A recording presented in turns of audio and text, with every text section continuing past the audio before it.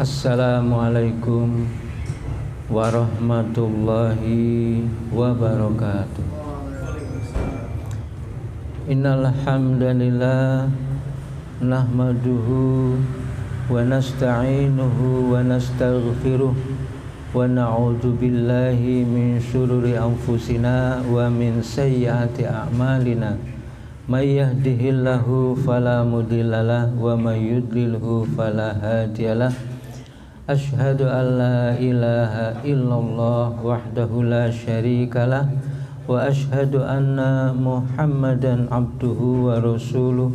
Allahumma sholli wa sallim ala sayyidina Muhammad wa ala ali sayyidina Muhammad. A'udzu billahi minasy syaithanir rajim. Bismillahirrahmanirrahim. Qul in kuntum tuhibbunallah fattabi'uni yuhibbukumullah wa yaghfir lakum dzunubakum wallahu ghafurur rahim. Qala Nabiyyu sallallahu alaihi wasallam, may yuridillahu bihi khairan yufaqihu fiddin. Shadaqallahul azim wa shadaqa rasulul karim. Alhamdulillah, bapak-bapak, ibu-ibu, wabil khusus Ustadz Tritulus yang saya muliakan, alhamdulillah, marilah kita bersama-sama panjatkan puji syukur kehadirat Allah Subhanahu wa Ta'ala atas segala karunia nikmat yang Allah telah berikan kepada diri kita, khususnya nikmat iman, nikmat Islam, nikmat sehat, nikmat kesempatan, nikmat rizki yang senantiasa dicurahkan oleh Allah Subhanahu wa Ta'ala kepada kita semua. Baiklah, kita pada saat ini dipertemukan oleh Allah Subhanahu wa Ta'ala. Ini Allah yang punya kerja ya. Pasti ada satu maksud yang sangat besar, yang sangat penting sekali, sehingga kemudian Allah mempertemukan kita di satu majelis yang sangat mulia. Di antaranya adalah bahwa agar apa-apa yang telah kita lalui, yang telah kita kerjakan itu ada nilainya. Betapa ruginya ya, betapa sia-sianya ya, kita sudah melalui sekian puluh tahun hidup di dunia. Kita sudah banyak melakukan suatu amalan-amalan. Kita sudah banyak mengeluarkan biaya, pikiran, tenaga. Kita merasa itu sebagai sesuatu yang ada nilainya, ada manfaatnya. Tetapi ternyata nanti di hadapan Allah tidak ada nilainya ya. Tertolak. Seperti apa nanti kita ketika kemudian dikatakan bahwa apa yang telah kita perbuat selama di dunia itu tidak ada nilainya. Dan kita sudah sekian puluh tahun hidup di dunia, sudah kerjakan ini dan itu, semuanya sudah kita korbankan, ternyata nggak ada nilainya. Maka mumpung kita belum dihisab oleh Allah SWT, kita ikhtiar, berusaha. Nah, ini salah satu maksud, kepentingan kita bertemu ya, bertemu karena Allah, berpisah karena Allah, sehingga sampai setiap amalan ya, apapun amalan, sekecil apapun itu nanti ada nilainya di sisi Allah SWT. Bahkan tidak hanya nilai yang kecil, tapi nilai yang sebesar-besarnya. Setiap saat, setiap waktu, dimanapun kita, dalam keadaan bagaimanapun, itu ada nilainya.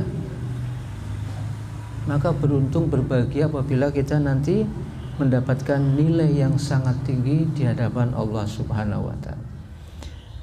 Bapak-bapak, ibu sekalian yang dirahmati oleh Allah Subhanahu wa Ta'ala, pada kesempatan kali ini dalam rangka niat ya, kita mentaati perintah Allah Subhanahu wa Ta'ala, kita niat untuk mengikuti sunnah Rasulullah SAW, memurnikan keniatan kita, memurnikan ketaatan kita.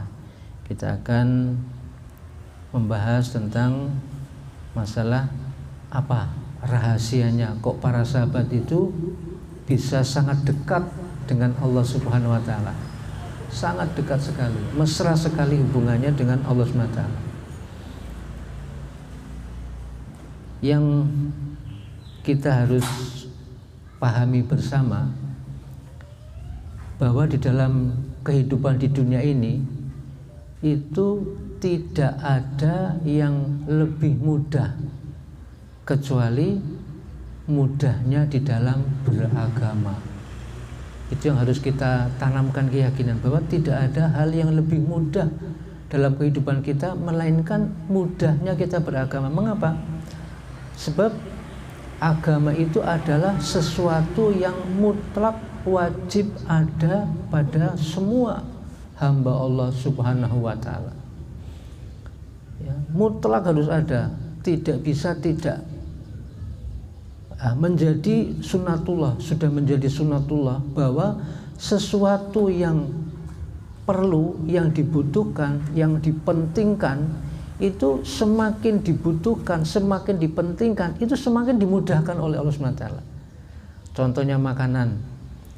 Kita makhluk hidup butuh makan, manusia, hewan, tumbuh-tumbuhan. Nah, makanan ini karena merupakan kebutuhan kita, kepentingan kita untuk bisa bertahan hidup, maka dimudahkan oleh Allah SWT. Kita nggak perlu menciptakan padi, menciptakan sayur-sayuran, menciptakan ikan, menciptakan kambing, nggak perlu dan nggak akan pernah bisa kita. Kita cukup menanam saja sudah, tanam saja. Nanti urusan Allah yang menumbuhkan padi, yang memperkembangbiakkan hewan, ya, yang kemudian menumbuhkan tanam-tanaman buah-buahan.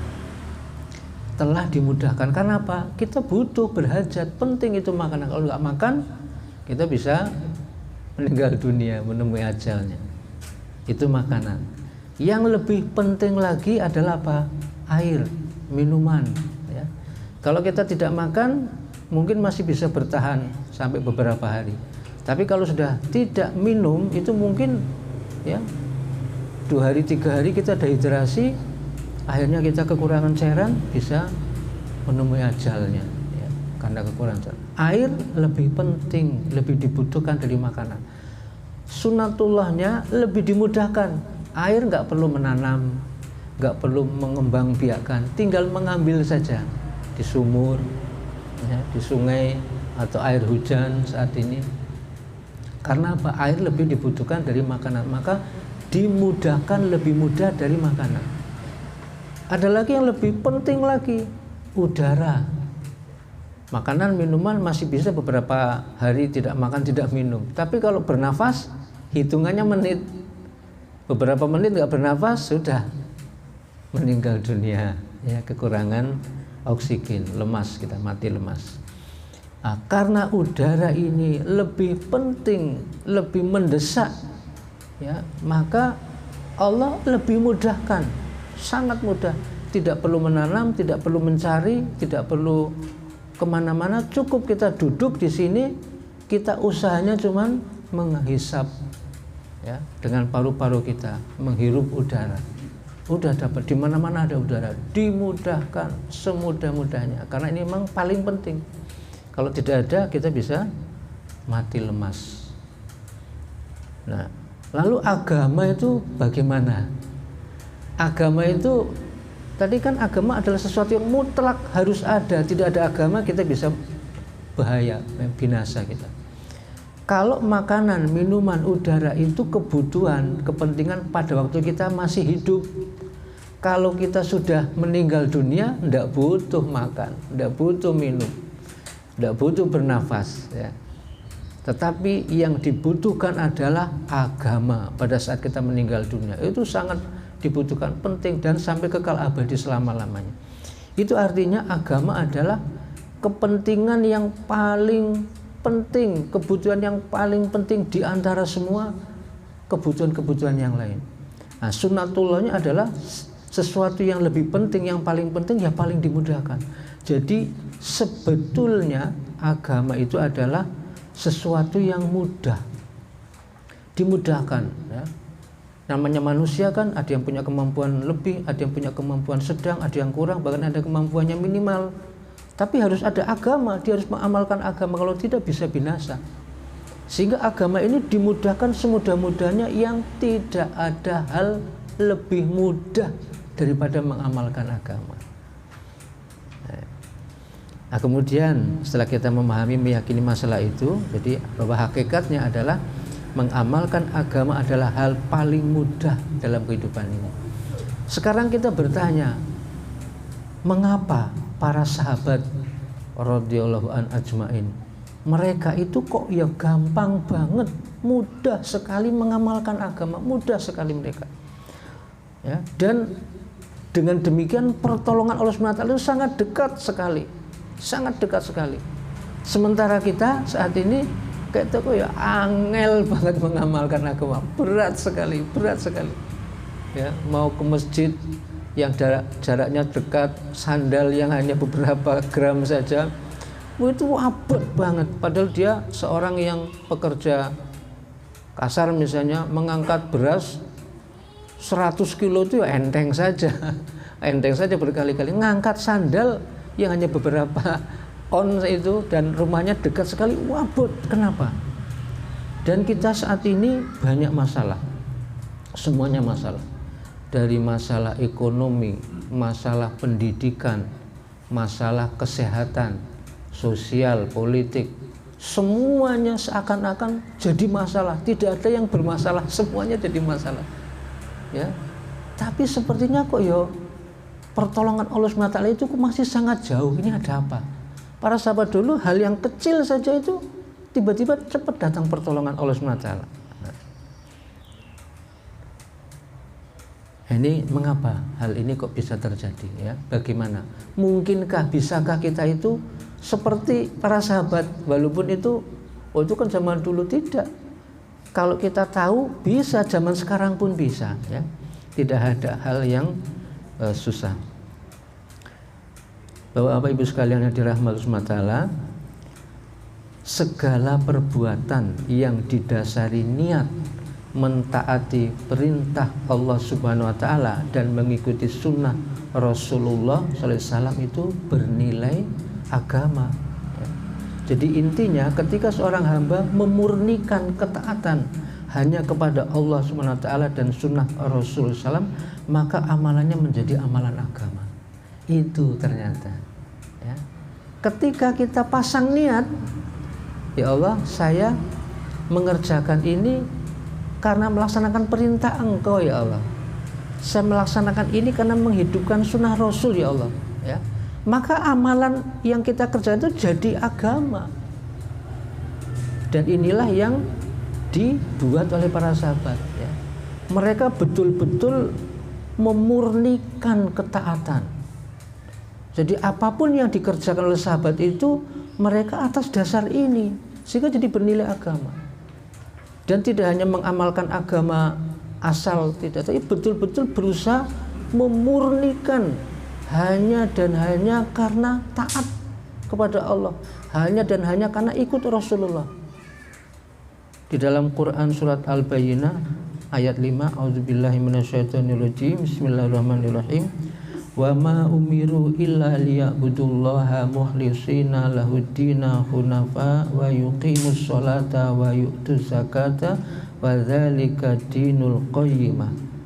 Artinya, padahal mereka tidak disuruh kecuali supaya menyembah Allah dengan memurnikan ketaatan kepadanya dan menjalankan agama yang lurus, dan supaya mereka mendirikan sholat dan menunaikan zakat, dan yang demikian itulah agama yang lurus ya. Sehingga Allah itu sebetulnya hanya minta kita itu udah karena Allah saja, memurnikan ya. Semakin kita memurnikan ketaatan kita kepada Allah, memurnikan ikut kita kepada Rasulullah, maka semakin mudah. Yang bikin repot itu ketika kita mengamalkan sesuatu dicampuri niat-niat yang lain. Para sahabat enggak, murni betul-betul karena memang hanya ingin mengamalkan perintah Allah. Ini perintah Allah, ini sunnah Rasul, udah titik. Sehingga enteng, mudah. Ya. Dan ketika sesuatu itu diniatkan hanya melaksanakan perintah Allah mengikuti sunnah Rasul, jadi amal ibadah, amal agama. Contoh, makan, minum. Ini kan perbuatan semua makhluk hidup. Ya. Kalau tidak makan, tidak minum, kita bisa mati. Dan semua orang yakin pasti ikhlas. Ikhlas, nggak ada orang yang makan tidak ikhlas, minum tidak ikhlas, nggak ada.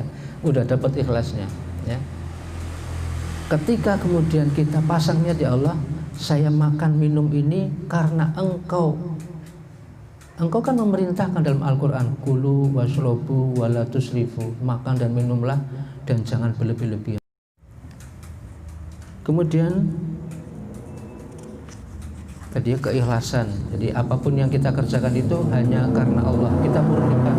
Jangan pernah kita ada niat-niat yang lain. Semua ya, inna sholati, qul inna sholati wa nusuki wa mahyaya wa mamati lillahi rabbil alamin. Katakanlah sesungguhnya sholatku, ibadahku, hidupku dan matiku hanyalah untuk Allah Rabb semesta alam.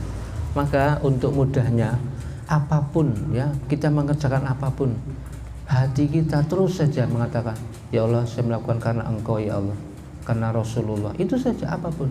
Lagi sholat, hati kita harus begitu mengatakan. Kita harus selalu mengontrol hati kita, mengingatkan hati kita, kamu ini mengerjakan perintah Allah loh, kamu ini menghidupkan sunnah Rasul loh. Terus saja. Sebab yang namanya niat itu bolak-balik terus. Awalnya bagus niatnya, wah niatnya bagus. Ketika melaksanakan amalan, bagus, terjaga niatnya, ikhlas. Selesai amalan, setan menggoda juga. Siapa tahu ketika awalnya sudah bagus, kemudian pertengahan bagus, di akhirnya lupa, niatnya melenceng. Ini mana? Maka kalau kita ingin mendapatkan nilai yang tinggi di sisi Allah Ta'ala, selalu katakan pada hati kita, kamu ini melaksanakan perintah Allah, kamu ini sudah menghidupkan sunnah Rasul. Apapun, sekecil apapun amalan kita begitu, maka nanti nilainya akan sangat tinggi sekali ya. Nah, para sahabat ini betul-betul murni di dalam hatinya untuk hanya mentaati Allah dan Rasulullah ya. Kemudian para sahabat radhiyallahu anhum ajmain itu ketika mengamalkan agama, yakin, seyakin-yakinnya yang tidak ada keraguan sedikit pun tentang janji Allah. Nah ini ya. Kalau kita bagaimana? Kita koreksi diri kita masing-masing. Adakah kita betul-betul karena Allah SWT yakin, ataukah kita masih ada keraguan ya? A'udzubillahi minasyaitonirrajim. Bismillahirrahmanirrahim. Ya ayyuhalladzina amanu atiullah wa atiur rasul wa ulil amri minkum ya. Wahai orang-orang beriman, taatilah Allah dan Rasulullah dan ulil amri di antara kamu. Nah, jadi ketaatan itu mutlak hanya kepada Allah dan Rasulullah. Kenapa ayatnya tidak bunyi wa ati ulil amri minkum? Tidak begitu ayatnya, tapi atiullah wa atiur rasul wa ulil amri minkum. Artinya ketaatan mutlak, keyakinan mutlak hanya kepada Allah, kepada Rasulullah. Selebihnya kalau ulama, kalau umaro mengajak taat kepada Allah, baru kita ikuti. Kalau tidak ya tidak. Nah, ini betul-betul murni, yakin hanya kepada Allah dan Rasulullah, kepada janji-janji Allah dan Rasulullah ya. Nah, ini ada satu contoh betapa para sahabat dulu betul-betul yakin ya akan janji-janji Allah. Ada sebuah kisah sahabat Ali radhiyallahu an, waktu itu istrinya Fatimah Az-Zahra itu sedang sakit. Ditanya sama sahabat Ali, kamu pingin apa? Saya pingin buah delima. Oh baik. Sahabat Ali kemudian ke pasar beli 1 buah delima. Ketika pulang di jalan ada orang tua tergeletak di pinggir jalan. Lupa ada apa nih, kenapa? Saya sakit, 5 hari saya sakit, nggak ada orang yang perhatian. Nah, Bapak ingin apa? Saya ingin buah delima. Nah, sahabat Ali ini delimanya kan untuk istrinya, tapi sahabat Ali yakin ya, ada ayat yang mengatakan ya, wa amas Wa masaila fala tanhar, dan terhadap orang minta-minta janganlah kamu menghardiknya. Maka langsung diberikan ini dengan keyakinan yang sempurna, yang tidak ada keraguan, diberikan. Sudah, kemudian pulang, sampai di rumah diceritakan, tadi saya sebenarnya sudah dapat buah delima untuk kamu, tetapi di jalan ada orang sakit, orang tua, tak berikan. Kasihan dia 5 hari tidak makan, lemes dan sakit. Maka Siti Fatimah ridho dengan perbuatan sahabat Ali. Tidak lama kemudian ada yang mengetuk pintu. Assalamualaikum. Waalaikumsalam. Siapa? Saya Salman Al-Farisi. Oh ya, silakan masuk. Salman Al-Farisi ini membawa satu nampan isinya buah delima. Dihitung jumlahnya 9. Kemudian dihitung sama sahabat Ali 9. Ini dari siapa? Ini dari Allah, ya, melalui Rasulullah untuk kamu. Nah, sahabat Ali dengan yakin ini bukan untuk saya. Loh, betul ini dari Rasulullah untuk panjenengan? Enggak, ini bukan untuk saya. Saya yakin ini bukan untuk saya. Kenapa? Kalau ini untuk saya, jumlahnya pasti 10. Yakin, yang tidak ada keraguan, ya. Begitu kata sahabat Ali. Yang dalam ayat yang lain disebutkan, yang artinya barang siapa membawa amal yang baik, maka baginya pahala 10 kali lipat amalnya. Dan barang siapa yang membawa perbuatan jahat, maka dia tidak diberi pembalasan melainkan seimbang dengan kejahatannya, sedang mereka sedikit pun tidak dianiaya juga. Quran surat Al-An'am ayat 160. Masya Allah bohong, Masya Allah akan mengkorupsi, nggak mungkin. Sahabat Ali yakin, yang seyakinnya itu tidak ada keraguan sedikit pun tentang ayat ini. Ini kalau memang untuk saya jumlahnya 10, nggak mungkin 9. Kemudian Salman mengatakan, iya betul, ini saya sembunyikan. Saya hanya ingin ngetes panjenengan, ya, keyakinannya sampai seberapa. Ternyata betul, sahabat Ali yakin yang sempurna, yang tidak ada keraguan. Inilah contoh para sahabat itu memiliki keyakinan sempurna. Sekarang kita bagaimana? Yakinkah kita dengan sholat kita menyelesaikan masalah? Yakinkah dengan sedekah kita akan dilipat gandakan minimal 10 kali lipat? Nah, kita perlu pertanyakan pada diri kita sendiri. Kemudian pertolongan Allah SWT. Saat ini kita banyak masalah, tetapi kita masih sangat jauh pertolongan. Dulu ada namanya sahabat Sa'ad radhiyallahu an. Sepasukan tentara sahabat radhiyallahu an itu, dia naik kuda. Tetapi ketika itu di depannya sungai. Padahal dia waktu itu akan menuju ke suatu daerah untuk membebaskan Irak. Di situ terhalang oleh sungai Tigris. Sungai itu secara sunatullah, ya kalau orang naik kuda atau jalan di sungai ya mesti tenggelam. Itu sudah sunatullah, itu sunatullah. Tetapi kan Allah Maha Kuasa. Allah bisa berbuat seperti itu, Allah bisa berbuat yang lain, ya, atas kehendak Allah Subhanahu wa taala. Maka kemudian sahabat Sa'ad radhiyallahu an ini yakin, yang seyakin-yakinnya, dia dalam rangka tugas pasti Allah membantu. Maka dengan kalimat yang sederhana, hasbunallah wa ni'mal wakil, tetapi dengan keyakinan yang sempurna, yang tidak ada keraguan sedikit pun, maka kemudian pasukannya bisa melewati, menyeberangi sungai di atas air, seperti ketika di atas pasir, ya, sehingga kemudian sampai bisa menguasai daerah Irak. Nah, inilah kalau kita, ya, bisa mengikuti para sahabat, kehidupan para sahabat. Jadi yang pertama, jangan ada niat yang lain, murnikan ketaatan kita. Apapun yang kita kerjakan udah gampang. Kenapa kamu begini? Karena Allah, karena Rasulullah. Kenapa kamu makan? Kenapa kamu minum? Karena Allah, karena Rasulullah. Kenapa kamu tidur? Karena Allah, Rasulullah. Semuanya. Dan katakan pada hati kita terus menerus, ya Allah, hai hati, kamu itu lagi melaksanakan perintah Allah, ya, jangan macam-macam, tidak usah macam-macam. Kamu lagi melaksanakan perintah Allah ketika sholat, ketika baca Quran, zikir terus, sehingga begitu nilainya sangat tinggi. Dan jangan pernah ada keraguan sedikit pun, ya. Setiap amalan sekecil apapun pasti tanamkan dalam hati kita, pasti akan mendatangkan ampunan Allah, ya. Seorang pezina hanya dengan minuman ya memberi minum seekor anjing, dosanya dihapus. Kemudian akan mendatangkan pertolongan Allah. Jangan ragu kita. Lagi musim banyak masalah kayak gini, berbuat kebajikan dan yakin walaupun kelihatan kecil, ya, yakin akan menyelesaikan masalah. Apa hubungannya sedekah dengan corona hilang? Apa hubungannya kita duduk dalam taklim dengan corona hilang? Seakan-akan tidak ada hubungan lah. Allah Maha Kuasa. Ya, kita betul-betul ikhlas mencari ridho Allah, Allah nanti akan menyelesaikan semua masalah. Kemudian akan mendatangkan hidayah. Mereka musuh-musuh Islam itu doakan aja kebaikan. Kalau mereka dapat hidayah, selesai masalah. Musuh-musuh Islam akan jadi pembela-pembela Islam.